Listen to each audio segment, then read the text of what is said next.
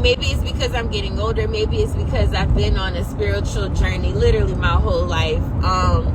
That I've gotten to a point where I understand that, one, you may never get an apology from someone. And that you have to just make your peace with that. But we also, even if we never get an apology or an acknowledgement of wrongdoing to us, we still can't allow that to rob us from the life that we do have. If we spend all of our time focusing our time and attention on what someone did to us, the wrong that they did, listen, we all, every human being walking this earth, we all have had unfair things happen to us. We have all had unfortunate things happen to us. Even at 35 years old, between now and the time that I die, there'll probably be more things that happen to me that are unfortunate and are wrong, and that are things that happened to me that had nothing to do with me or how I might have treated somebody else, but simply because that's an unhealed version of another person that I might be experiencing. But even in those moments of us having unfairness done to us, we can't walk around harboring so much hate, so much mistrust, so much guilt, shame, whatever, all those things that come with it, because it literally robs us of the life that we have in front of us right now. And none of us know when is going to be our last breath, when is going to be our last moment. And at some point in your adulthood, you got to stop and ask yourself, when am I going to stop allowing things that have happened to me in the past to stand in the way of who I am today? When am I going to stop allowing the hurt of others and maybe the non-apology of others to stop me and rob me from the relationships that I could be building and cultivating with a new person? Because see, a lot of times whenever we're hurt in relationships, whenever someone does us wrong, then now we feel like we can't trust people. And imagine all of the people you encounter from the moment that somebody's done you something wrong, all the people that you encounter that actually have nothing but pure intentions about you. But you miss out on those relationships because you're still harboring and holding on to all of those old feelings. Listen, people are gonna fuck over you.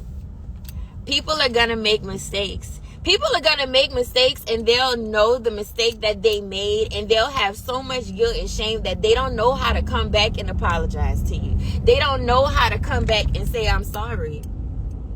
You know, I was driving back from the restaurant with my birthday yesterday, and he was telling me that whenever I was pregnant with my son, which by the way was 11 years ago, I told him that I was pregnant. I told him when I was having the hospital. He found out having the baby. He found out I had the baby, and he drove from New Orleans all the way to Lafayette, made it to the hospital, and never walked in the hospital because he had so much guilt and shame for just not being there for me.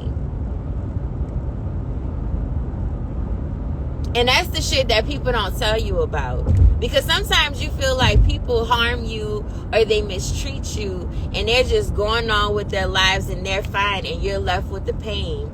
And you feel like they are just doing whatever. But there are people that are stunting for the gram like everybody else. There are people that have done you wrong and done you harm, and they know that. But they also have too much guilt and shame to come back and apologize to you. And even with all of that, like I said, it's like you can't hold on. You can't hold on to the hurt, and you can't immerse yourself with the identity of being a hurt person that you now allow that identity to control your life. You can't do that. You know, so many people talk about when we die, especially Christians, oh yeah, you get to heaven just based on your belief. But what if, hypothetically speaking, what if the point of this life experience was to endure love, but also to endure pain, but know that you can overcome the pain by love and by forgiveness? And what if that's the lesson that we're all supposed to be learning while we're here? But if we choose not to learn that lesson, then when it's all over, we get sent back to this motherfucker to do it again until you learn it. I don't know. It's just something that was on my heart that I wanted to share with you guys this morning, because so much of us are are still holding on to hurt, and it is controlling our lives. It's keeping you from the best version of yourself.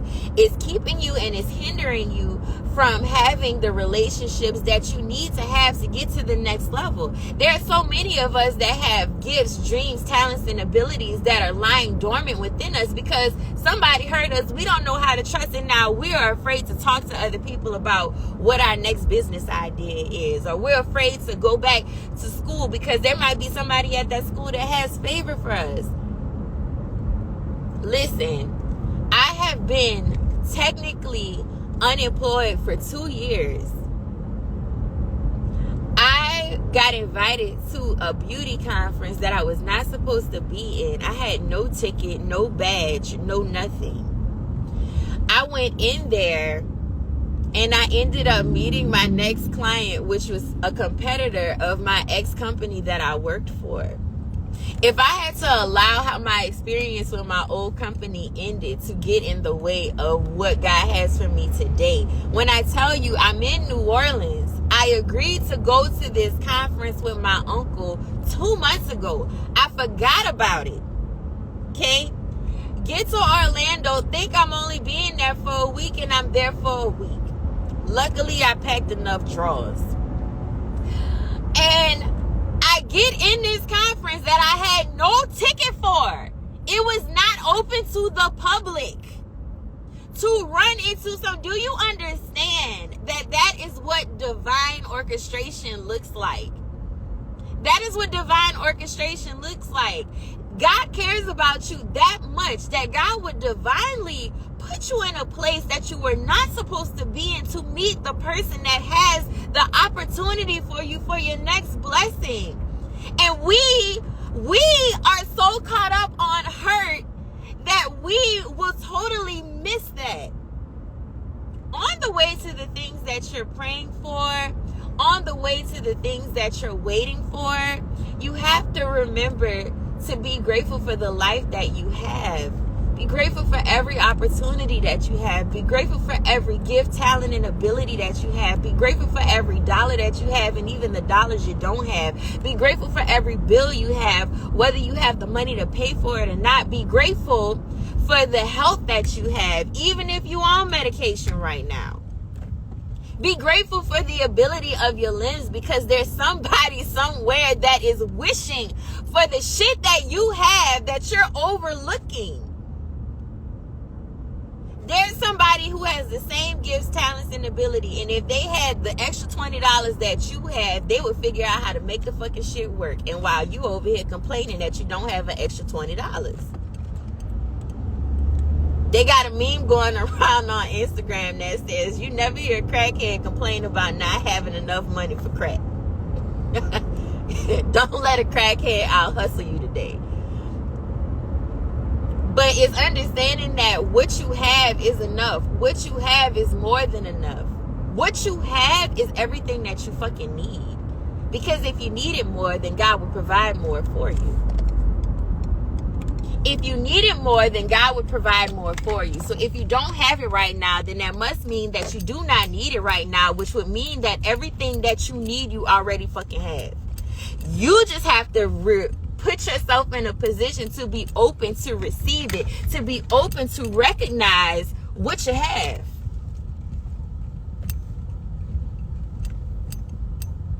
There's so many people that reach out to me and they're like, Niara, I want to make a podcast. Okay, well, you got an iPhone and you got internet. What else do you think you need? Niara, I want to be a content creator. Well, even if you don't have no brands to send you no products, you got products in your house right now. Well, Niara, I want to listen, everything you need. I just helped a brand that had no marketing budget launch a whole cosmetic line 2 weeks ago. And all we had to do was get creative and call the people that she already knew. I just helped a brand 3 days ago come up with a Mother's Day campaign that has no money for a marketing budget. And all I had to do was get on Instagram and solicit people to help us out from the people that followed us. Listen, there are people that want to help you for free.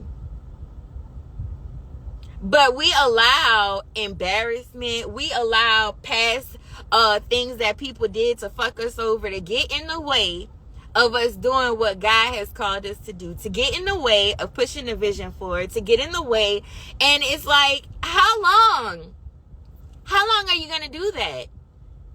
We don't know how much time we have here. So how long are you going to keep on allowing these feelings or these past experiences to rob you of the joy that you have today? Hit me up, Mandy. You know I'm here for you, girl. Y'all know I'm a very tangible person. I am not too big for anything or anybody. I have so much knowledge that God has placed inside of me. And honestly, I feel like over the last 2 years, God's just been gearing me up. Gearing me up. It's a lot of things that I've learned about myself. It's a lot of things that I've learned about life. It's a lot of things that I've learned, and now it's time for me to share. But that was just on my heart. Listen, I'm grateful that at 35 years old, years later, here I am being able to cultivate a relationship with my father, my younger siblings. And God is a restorer of time. I'll leave you guys with this because I'm getting ready to go in the gym. God is a restorer of time. So even all of those times that we might have felt like we allowed past situations to rob us, even though God might have gave you a vision or a dream 15 years ago of something to do and you're just starting to do it today. If you put all of your effort into it and you really stay focused, God is a restorer of time. In a couple of years, you could be the next multimillionaire and the first multimillionaire in your family. If you've gone and you've had a relationship that has been broken, tethered, with family members, and for whatever reason y'all link back up, it'll be like y'all didn't miss a beat. I'm telling y'all, I was not raised by my birth dad, and I literally recorded this man recording everything at the surprise birthday party yesterday because that's what I do.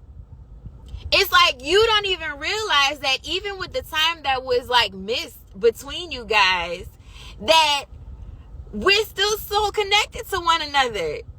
So even if it is an estranged relationship that for whatever reason God is taking his time to bring back together, once it comes back together, it'll be like you guys never missed a beat. If it's been time that you haven't been working or time that you've missed income, well, whenever it is time for the next blessing to come in, that'll be restored plus more. God is a restorer of everything, you guys. Just keep the faith, keep believing, and on your way from one prayer to its manifestation, remain grateful. Remain grateful for what you have. Remain grateful for the life you have. Greet each day with love in your heart. Forgive yourself often. Forgive other people often. But if you can learn how to forgive yourself often, you can forgive other people often. You know? So take the time out to really get to know you. Take the time out to understand you more than anything. I'm telling you, the best relationship you could ever cultivate is the relationship with yourself, because the relationship with yourself is your relationship with God.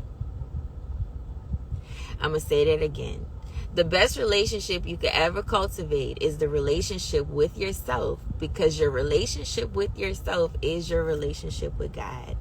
And I'm not saying that we are God, but I'm saying that God resides within us. So the best way that we can honor God is by first honoring ourselves in the life that God has given us and the energy that God is putting in us, the God energy that's within us. The best way that we can honor that is by getting to know ourselves, forgiving ourselves, letting go of the things that hurt us, forgiving ourselves for the things that we've done to other people that were not so right. Because none of us, at some point, all of us are a villain in somebody else's story. If you ask my ex-husband, I'm probably the villain. You know, but like, we have to learn how to forgive ourselves. We have to learn how to get to know ourselves. And that is the only way that we can really be of service unto other people. We want to tangibly give money, give our time, give all of that. And we give so much to other people that we are never pouring into ourselves. But you cannot give from an empty cup. So, anyway, guys, I thank y'all for joining me this morning. Hopefully I'll be able to hop on live a little bit more, and hopefully like my notifications and stuff start going out, because I just feel like my engagement on my page is just trash even when I post things. But I'm not gonna let that get me down. Y'all go forth, be great. Always remember what you're seeking is seeking you too, and happy manifesting.